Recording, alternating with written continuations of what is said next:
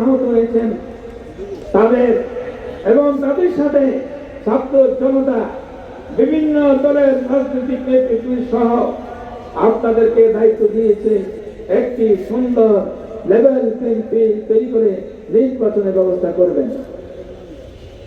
আশা করি সেই দিক থেকে সামনে নিয়ে আগামীতে একটি সুন্দর নির্বাচনের ঘোষণা করবেন। এই ছাড়া বিকল্প কোনো রাস্তা নাই, বিকল্প কোনো পথ নাই। গণতন্ত্রকে রক্ষা করতে হলে আগামীতে পিয়ার পদ্ধতিতে নির্বাচন ঘোষণা দিতে হবে। আর জুলাই বিপ্লবে যারা আহত হয়েছেন, শহীদ হয়েছেন, তার আইনি স্বীকৃতি ঘোষণা দিতে হবে, বাস্তবায়ন করতে হবে। সংগ্রামী ভাই বন্ধুগণ, আমরা চাই একটি সুন্দর ব্যবস্থাপনা, আমরা চাই একটি সুন্দর নির্বাচন, আমরা চাই দেশের মানুষের অধিকার প্রতিষ্ঠা হোক। আমরা যদি এই কাজটা করতে পারি